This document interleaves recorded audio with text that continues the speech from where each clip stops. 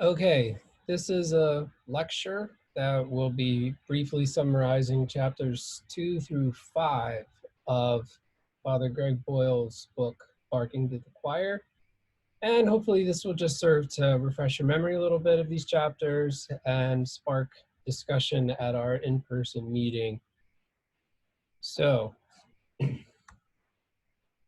chapter 2, which we mentioned a little bit last week, is called Holy Befold. And its theme is finding God and finding God in all things and the meaning of holiness or sanctity, or what does it mean to actually be godly, to be saintly. The title of the chapter comes from a homie's reformulation of the typical expression, lo and behold, which is sort of, the introduction to the punchline of a story, a moment of revelation and surprise, and he turns it into and holy befold. And Father Greg runs with that by saying that these moments of revelation can be moments of meeting God, can be moments of revelation of things that are sacred. And it's all about the frequency with which these moments of sacredness happen, and even in the small things that one can find a sense of God's presence and of holiness. In other words, we can find God in all things. And he mentions St. Ignatius's phrase that we're invited to find God in all things very early on in the chapter, and describes what that means.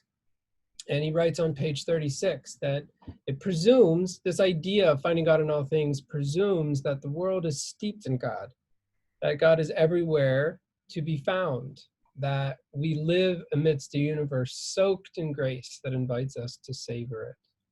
And he applies this principle to his various encounters and experiences with the homies, and recounts these moments where he's able to find God even in the small, seemingly insignificant details of everyday life. But he's also asking, what does it mean to be holy? What does it mean to live a life of holiness or sanctity, of proximity to God? He says, we often settle just for the look of holiness rather than the likes of it. We often think holiness is just appearing a certain way, of playing a certain part, whereas he defines it as being on the lookout for moments of what he calls spaciousness and calm. So it's more about one's disposition to perceive the sacred quality of all things and to be on the lookout for where that sacredness might appear. He uses the example of a homie that he calls Nestor. When he asks, where have you found God in your life? He said, I was at church one time and I saw this beautiful woman start nursing her baby. And clearly it had an impression on him. He said he knew that he would love women for the rest of his life.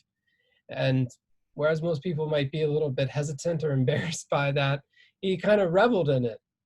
And Father Boyle sort of affirms this, that even in these moments of seeming embarrassment, God can still be found even there. Father Greg senses God in his father's daily routine of walking past him and putting his hands on his shoulders and rubbing them for a second, and remembering the smell of his father's aftershave. And then in a particularly dejected moment in his life, he senses someone standing behind me massaging my neck. Said, one might think, as a homie once said to me, it's a fragment of my imagination, but I know, like one knows such things, that it is my father, even though he's been dead for 10 years. He feels his father's presence, Fitz shampoo, and I'll be damned, Aqua Velva. And this brings him to tears. It's a newfound sense of a sacred presence. So even in these small little things, we can find signals, signs of God's presence in the world. He talks about the Dalai Lama's reveling in passing gas and not really being turned off by it, finding it funny, but also just enjoying it. and not backing down from seeing something sacred or holy, even in that moment, which is often embarrassing for people. And these little expressions that he brings up from people, like I love your life, or I know that guy, which was Isma's exclamation to help people feel comfortable. These daily reminders of an effort to include, to connect. We oftentimes just overlook these, but if we're attentive and tuned to God's presence, they can be a remarkable reminder that God is there. I love this quote, which he took from C.S. Lewis on page 48, that holiness is irresistible. We often think of holiness as something kind of depressing or intimidating, but it should be something extremely attractive. It should be something that draws attention to itself and draws us in like a tractor beam. And if it's not, then it's usually a sign that we're misconceiving of what holiness is. Holiness should bring about a sense of delight, of wonder, and of awe. And that's the theme of his third chapter, and awe came upon everyone. This idea of just being astonished, absorbed, of being drawn short, and having the sense that you're in the presence of something that's bigger than you. He takes this this chapter title from a verse in the Acts of the Apostles, chapter 2, verse 43, and awe came upon everyone. And then a comment is made in relation to the way that the community is living their life. And he says that this is really the ultimate measure of the health of any community. Is there a sense of awe there? Is there a sense of being astonished? Is there a reverence for the members of the community on a regular basis? How often do we astonish one another? He says this should be really a diagnostic for any community. And he relates it, although implicitly, with the Magus. I think it fits very well here. So the Magus is that which is greater. And this awe is, you might say, the phenomenological or subjective aspect of encountering the Magus, of experiencing the Magus, of experiencing that which is greater. One can experience awe when one realizes that the world is bigger than one had previously thought, or when another person does something unexpected and surprising and impressive or admirable. Another person exceeds one's expectations. They are greater than one thought. And of course, the sense of God, that God is greater than we can imagine. And he talks about this one encounter he had with a homie who was sitting waiting, asking God to show him if he is really as great as he thinks. And then Father Boyle shows up and the homie says, see, proof. So he also talks here about the awe that's elicited from overcoming the wounds of the past, which deals with this sense of surprise, of the unexpected. These people who have had such traumatic experiences and yet are somehow able to move past them and overcome them. The story of Sergio was very moving, where he had so many wounds on his back from being beaten that he wore 3 t-shirts. And he comes to a place where he says, my wounds are my friends. How am I going to heal others if I can't accept my own wounds? And it astonishes Father Greg because he's never had that experience, and he wonders, how can that be possible? How could he have gotten to this place? And he says the experience of awe at another has a particular effect. They become less other, and you connect with them in a way that dissolves the typical judgment and demonization that we can often have, which sets us at odds with people. So when we enter into their experience truly and see how they have dealt with it, often in astonishing ways, you come to see them in a new light, and your sense of judgment and demonization dissolves. Tears play a prominent role in this chapter. They're a kind of maybe sign or manifestation of awe. The people that Father Boyle brings around to speak oftentimes end up being overcome with emotion. And it's a sign that they're encountering something that's bigger than they are, but they're facing it. So Manny, for instance, when he talks about his friend Rafa, who took him to school, who said, you know, we're going to get out of here. We're going to go to college. And I'm going to be a doctor, and I'm going to take you out of here. And then his friend gets shot in the street right in front of him. And Sergio or Manny is able to talk about that. Manny is able to share this in a meaningful way with an audience, and it brings everyone to tears. There's also the story of Snoopy confronting his younger brother Topo when Topo is about to go back and get into a fight where he might get killed. And Snoopy confronts his brother and ultimately dissolves into tears, and so does his brother Topo. So you get to the point where you either fall apart or you become whole. And it's interesting, I think Father Boyle says that these moments can oftentimes involve both. That when you get to something that undoes you, that overcomes you, that it can be the moment where you become whole. All right, chapter 4, now, here, this. The theme here is the sacredness of the present moment. So he's kind of zooming in on this sense of being present.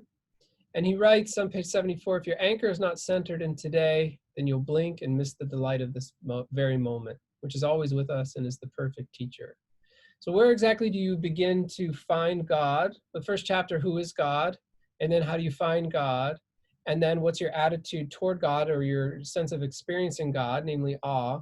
But then how do you enter into that? I mean, where's the entrance point? And he's basically saying it's this very moment, to be attentive to what's right in front of you here and now, learning how to be just right here. And he uses the Spanish phrase, aquí no más, to just be here and no more. And this is where you find God, in this very moment, here and now. I love the story of Pepe holding up his fish and saying, this is what's going on right now, these fishies. And so I included that cute picture of the boy there with his goldfish, of just being completely absorbed in the present moment. And so much of the other anxieties and burdens disappear when you do that. He even says that this is a matter of finding paradise, where he starts to talk about heaven in this chapter. And he says that, to find paradise here and now is a decision. So Jesus on the cross makes the decision to say to the thief who asks for mercy on his right, that today you will be with me in paradise. And he shortens it. Father Boyle shortens it to say, this day with me, paradise. So if that's your frame, if that's your perspective, this very moment, and that paradise is found right here, right now. This is where you'll find it, or else you won't find it at all. Fabian, the homie talks about, whose car breaks down, says he finds paradise in this seemingly unfortunate event because it allows him to strike a new tone in his conversation with his wife. So the car breaking down allows them to talk for 3 hours without fighting, and it was like paradise, he said. So finding the paradise that may not be readily apparent. His brother, his Jesuit brother, Al Nock, answering the door one day when they're reading the paper. And when Father Boyle says, okay, who was it? Al Nock responds that it's Jesus in his least recognizable form. So he kind of takes the theological angle here. What we're trying to find in the present moment is God. And for Christians, what you're trying to find in the present moment is the presence of Jesus. Where is he? Right here, right now. And Father Al found Jesus in that person who just showed up at the door. Very Christian approach. He talks about this homie Abraham, who after a particularly chaotic and seemingly disastrous picnic, texted him back and said the picnic was lovely. And he said, Abraham, he chose to see what was good about even the most unpleasant activity. Things go wrong, but are you focusing on what went wrong, or are you focusing on the good that was there regardless of what went wrong? So I think the overall point of this chapter is the day of salvation. It's today. It's now. Now is the day of salvation. It's a biblical image taken from the Old Testament. If you want to enter into this world in which God is present and in which God's love is everywhere, you can do that, and it's not something down the road. It's today. He says heaven is a practice that we fully engage in. I love that. It's not so much a place or a destination, let alone a kind of standard or threat or reward. It's something that you do. and it's something that you can begin doing, begin realizing right here and right now. I also love the image he took from the Gospel of Mark of Jesus healing the deaf man and of saying, be opened. So be opened applied to that man's ears, but it can apply to your perception as a whole. Are you opened to one another, to the world, and to the presence of God in this very moment? And he sees ways in which the homies do that. Okay, finally, chapter 5, Sell Your Cleverness. The theme of this chapter is humility. And he says humility isn't self-defecating, as he writes at the beginning. It's not downsizing. It's not self-denigrating. It's not just to put yourself down. It's to see yourself with the right perspective. It's not downsizing, but right-sizing, seeing yourself for what you are. It's about staying in the right place, having an accurate perception of yourself and of the world in relation to yourself. So these chapters, I would say, especially chapters 4 and 5, are really about gaining the right perspective and keeping that perspective. If the perspective gets distorted, if you start to focus on the grievances, if you start to focus on the past or the future, then your view of reality and your view of yourself are going to be warped. But he has this nice little phrase on page 92, if you're humble, you'll never stumble. And this was coined by a homie who, in the face of a particularly humiliating meeting with his parole officer, was basically trying to convey, I was trying to stay in my place, stay in my lane, so that I didn't do something that would cause me trouble. Trying to keep in one's place. And this, especially in that kind of experience, it's meant to preserve one's sense of dignity, of self-regard.